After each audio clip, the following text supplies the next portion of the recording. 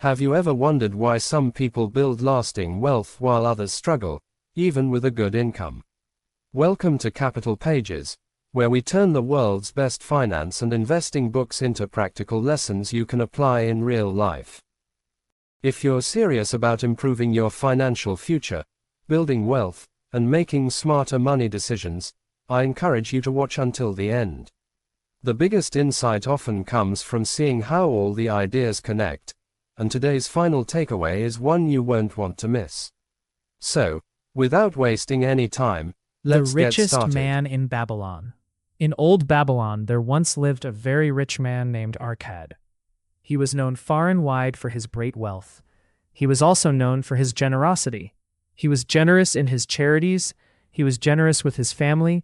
He was also not afraid to spend a good amount on himself. But nevertheless, each year his wealth increased more rapidly than he spent it. One day, friends from his childhood came to him and said, "Arcad, you are more fortunate than we are. You have become the richest man in all of Babylon, while we struggle for existence. You can wear the finest clothes, and you can enjoy the most delectable foods, while we would be happy just to clothe our families in presentable robes and feed them as best we can. But once we were equal. We studied together under the same master. We played the same games. You were not better than us in either our studies or games. And since then, you haven't been a more honorable citizen. You haven't worked harder or more faithfully, so far as we can tell. Why should a fickle fate single you out to enjoy all the good things in life and ignore us, who are just as deserving as you?" Arcad responded critically, "If you have not acquired more than just a bare existence in the years since we were boys, it is because you have either failed to learn the laws that govern the building of wealth, or you do not follow them. Fickle fate is a vicious goddess that brings no permanent good to anyone. It's actually the opposite. She brings ruin to almost every man that she showers with unearned gold. She makes them frivolous spenders, who soon spend all they have received, and they are left with overwhelming appetites and desires that they don't have the ability to gratify. Yet others that she favors become misers and hoard their wealth, fearing to spend what they have ability to replace it. They are gripped by the fear of robbers and doom themselves to lives of emptiness and secret misery. There might be others who can take unearned gold and add to it and continue to be happy and contented citizens. But they are few and far between. I only know them by hearsay. Think of the men you know who inherited sudden wealth, and you'll see that what I've said is true." His friends admitted that the men they knew who inherited wealth had done as he said. He asked him to explain how he had accumulated so much prosperity. So he continued, "When I was young, I looked around and saw all the good things that were supposed to bring happiness and contentment. I realized that wealth increased the potency of all of these. Wealth is a power. With wealth, many things are possible. You can decorate your home with the richest furnishings. You can sail the distant seas. You can feast on the delicacies of faraway lands. You can buy the ornaments from the gold worker and the stone polisher. You can even build mighty temples for the gods. You can do all these things and many others, where there is delight for the senses and gratification for the soul. Once I realized all of this, I told myself that I would claim my share of the good things of life. I would not be one of those people that stand in the corner, enviously watching others enjoy. I would not be content to clothe myself in the cheapest cloths that look respectable. I wouldn't be satisfied with the life of a poor man. On the contrary, I would make myself a guest at this banquet of good things." Being, as you all know, the son of a humble merchant one. Of a large family with no hope of an inheritance, and not being guild, as you have so frankly said, with superior powers or wisdom. I decided that if I wanted to achieve what I desired, time and study would be required.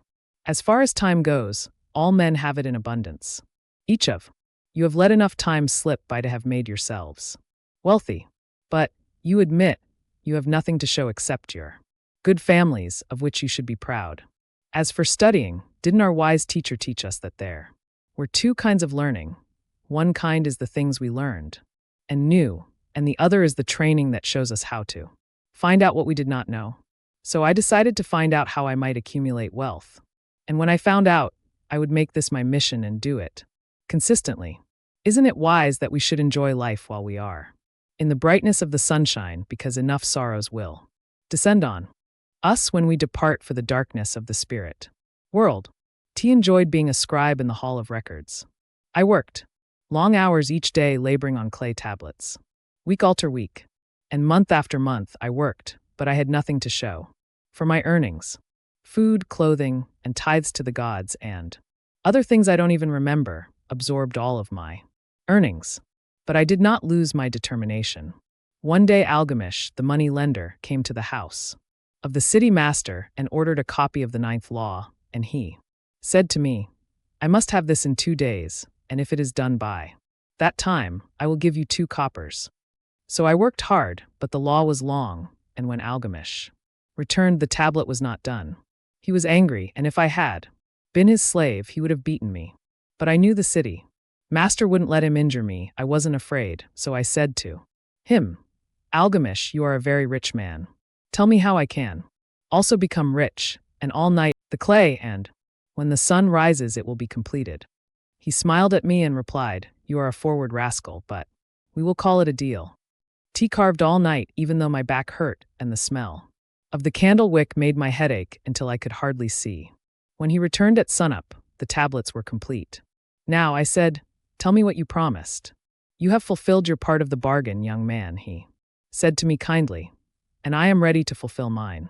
I will tell you the things you want to know because I am becoming an old man, and an old tongue loves to wag. And when a young person comes to a person of age for advice, he receives the wisdom of years. Too often young people think that old people only have wisdom that is irrelevant today, and so it doesn't apply. Remember this, the sun that shines today is the same sun that shone when your father was born, and will still be shining when your last grandchild passes away into dust. The thoughts of youth, he continued, are bright lights that shine like the meteors that often make the sky brilliant, but the wisdom of age is like the fixed stars that shine unchanged, so that the sailor can depend on them to steer his ship. Heed my words, because if you don't, you will fail to grasp the truth that I will tell you, and you will think that your night's work has been for nothing. Or, Fen, he looked at me shrewdly from under his shaggy brows and said in a low, forceful tone, I found the road to wealth when I decided that a part of all I earned was mine to keep. And so will you. Then he continued to look at me with a glance that I could feel pierce me, but he said no more. Is that all? I asked. That was enough to change the heart of a sheep herder into the heart of a money lender, he replied. Asterisk, but a .. I earn is mine to keep, isn't it? I demanded. Far from it, he replied. Do you not pay the clothes maker? Do you not pay the sandal maker? Do you not pay for the things that you eat? Can you live in Babylon without spending? What do you have to show for your earnings of the past month? What about the last year? Fool, you pay everyone, but yourself. My knowledge of math did not fail me, and I answered, as much as I earn in 1 year. You only speak half of the truth, he retorted. Every gold piece you save is a slave to work for you. Every copper it earns is a child that can also earn for you. If you will become wealthy, then what you save must earn, and its children must earn, and that may help to give you the abundance you crave. You think I cheated you for your long night's work, he continued, but I am paying you 1,000 times more, if you have the intelligence to grasp the truth I am offering you. A part of all you earn is yours to keep. It shouldn't be less than 1/10, no matter how little money you earn. It can be as much as you can afford. Pay yourself first. Do not buy from the clothes maker and the sandal maker more than you can pay out of the rest and still have enough for food, charity, and offerings to the gods. Wealth, like a tree, grows from a tiny seed. The first copper you save is the seed from which your tree of wealth will grow. The sooner you plant that seed, the sooner the tree will grow. And the more you faithfully nourish and water that tree with consistent savings, the sooner you will bask in contentment under its shade. After he finished, he took his tablets and went away. I thought a lot about what he had said to me, and it seemed reasonable. So I decided that I would try it. Each TME I was paid, I took one from each 10 pieces of copper and hid it away. And strange as it may seem, I wasn't shorter on funds than before. I didn't notice a difference and I managed to get along without it. I was often tempted, as my pile began to grow, to spend it on some of the good things that the merchants displayed, brought by camels and ships from the land of the Phoenicians. But wisely I restrained myself from purchasing the goods. 12 months after Algamish had gone, he returned and said to me, "Son, have you paid yourself no less than 1/10 of all you have earned for the past year?" I answered proudly, "Yes, master, I have." "That is good," he answered, beaming upon me, "and what have you done with it?" Have given it to Asma, the brickmaker, who told me he as traveling over the far seas to Tyre, and there he would buy me the rare jewels of the Phoenicians. When he returns, we will sell them for high prices and divide the profits. "Every fool must learn," he growled, "but why would you trust the knowledge of a brickmaker about jewels? Would you go to the bread maker to ask about the stars? No, you would go to the astrologer, if you had the power to think. Your savings are gone, young one, you have pulled your wealth tree up by the roots. Plant another and try again. And next time if you need advice about jewels, go to the jewel merchant. If you want to know the truth about sheep, go to the shepherds. Advice one's one thing that is freely given away, but make sure you take only what is worth having. Whoever takes advice about his savings from someone who is inexperienced in that matter, will pay with his savings to prove those opinions false." After saying this, he went away. Happened just like he said it would. The Phoenicians are scoundrels and sold Asma worthless bits of glass that looked like gems. And just as Algamish told me, I again saved each 10th copper piece, because I had formed a habit and it wasn't difficult anymore. And 12 months later, Algamish came to the scribe room and addressed me. "How much progress have you made since I last saw you?" "Have paid myself faithfully," I replied, "and I entrusted my savings to Adja the shield maker to buy bronze, and every 4th month he pays me a rental fee for my money." "That is good. And what do you do with the rental fee?" "Have a great feast with honey, fine wine, and spiced cake. Also, I bought a scarlet tunic for myself. And someday I will buy a young donkey to ride." Algamish laughed in reply, "You eat the children of your savings. How do you expect them to work for you? And how can they have children that will also work for you? First get yourself an army of golden slaves and then you can have as many rich banquets as you want without any regret." After saying this he went away again. Didn't see him again for 2 years. When he returned this time, his face was full of deep lines and his eyes drooped because he was becoming a very old man. He said to me, "Arkad, did you achieve the wealth you dreamed of yet?" Answered, "I don't have all that I desire, but I have some and it earns more, and its earnings earn more." "And do you still take advice from the brick makers?" "They give good advice about brickmaking," I joked. "Arkad," he continued, "you have learned your lessons well. First you learned to live on less than you could earn. Next you learned to seek advice from those who, through their own experiences, were competent to give it. And lastly, you have learned to make gold work for you. You have taught yourself how to get money, how to keep it, and how to use it. You are now competent of a responsible position. I am becoming an old man. My sons only think of spending and don't think of earning. I have many holdings and I fear they are too much for me to look after. If you will go to Nippur and look after my lands there, I will make you my partner and you will share in my estate." So off I went to Nippur and took care of his holdings, which were large. And because I was full of ambition and because I had mastered the 3 laws of successfully handling wealth, I was able to greatly increase the value of his properties. So, I prospered, and when Algamish died, I shared in his estate as he had arranged. After Arkad had finished his tale, one of his friends said, "You were fortunate that Algamish made you one of his heirs." I was only fortunate that I had the desire to prosper before I first met him. For 4 years, didn't I prove myself by keeping 1/10 of all that I earned? Would you call a fisherman lucky, who for years studied the habits of fish so that every the wind changed he could cast his nets on them? Opportunity is a haughty goddess that doesn't waste her time with those who are unprepared. You had strong willpower to keep going after you lost your first year's savings. You are unusual in that way, spoke up another.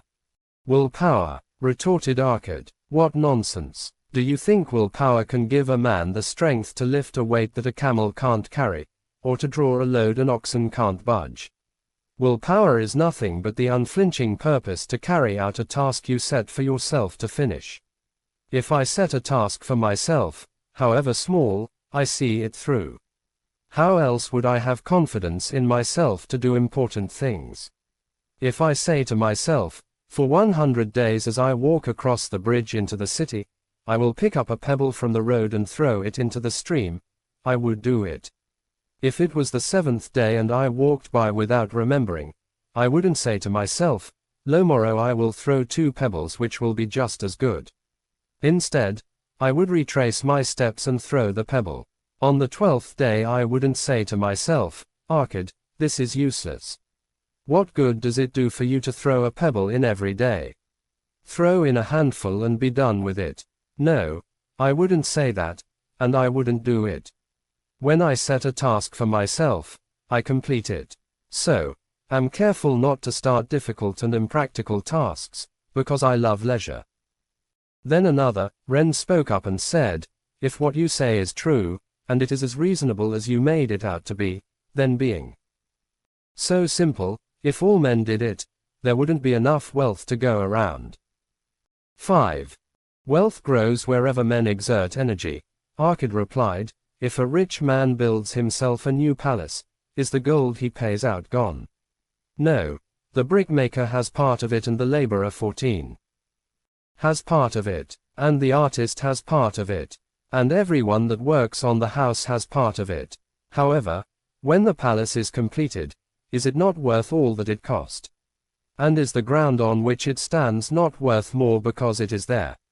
And is the ground next to it not worth more because it is there? Wealth grows in magical ways. No man can know the limit of it. Didn't the Phoenicians build great cities on barren coasts with the wealth that comes from their commerce ships on the seas? Or, then what do you advise us to do so that we can also become rich? Asked still another of his friends. Years have gone by and we are no longer young men, and we have nothing put away. Advise you to take the wisdom of Algamish and say to yourselves, a part of all I earn one's mine to keep. Say it in the morning when you wake up. Say it at noon. Say 1 every hour of every day. Say it to yourself until the words stand out like letters of fire across the sky. Impress yourself with the idea. Fill yourself with the thought. Then take whatever portion seems right to you. Don't let it be less than 1/10 and lay it away. Arrange your other expenses to allow you to do this if necessary. But put that portion away first. Soon you will realize what a great feeling it was to own a treasure that you alone have a claim on. As it grows, it will stimulate you. A newfound joy of life will thnll you. You will try harder to earn more because the 10th you keep will be more. You should then learn to make your treasure work for you. Make it your slave. Make its children and its children's children work for you. Ensure your income for the future. Look at the elderly and don't forget that you will become one of them. So, invest your treasure with the greatest caution so it won't be lost. Huge rates of return are lying sirens that sing only to lure the careless to the rocks of loss and remorse. You should also invest so your family will not go hungry if the gods call you to their realms. It is always possible to make this provision with small payments at regularly scheduled 15 intervals. A good man doesn't delay thinking a large sum will somehow become available for such a wise purpose. Speak with wise men. Ask the advice of men whose job it is to handle money. Let them save you from the error I made in myself in entrusting my money to the judgment of Asma, the brickmaker. A small, safe return is much better than a risky one. Enjoy life while you are here. Do not overstrain or try to save too much. If 1/10 of all you earn 1s as much as you can comfortably save, be content. Live on the rest of the income and don't let yourself get miserly and afraid to spend. Life is good and rich with things worthwhile and things to enjoy. His friends thanked him and went away. Some were silent because they had no imagination and could not understand. Some were sarcastic because they thought that someone so rich should give them wealth because they were old friends and not so fortunate. But some had a new light in their eyes. They realized that Algamish had come back to the scribe room each year because he was watching a man work his way out of darkness and into light. When that man had found the light, a position was waiting for him. No one could fill that position until he had worked out the problem for himself, until he was ready for the opportunity. The enlightened friends were the ones who, in the following years, frequently revisited Arkad, who welcomed them gladly. He met with them and gave them wise advice as men of wide experience are always glad to do. He also helped them with investing their savings, so that it would bring in good interest with safety and it wouldn't be lost or stuck in investments that paid no dividends. A turning point in these men's lives came on that day when they realized the truth that was passed down from Algamish to Arkad and from Arkad to them.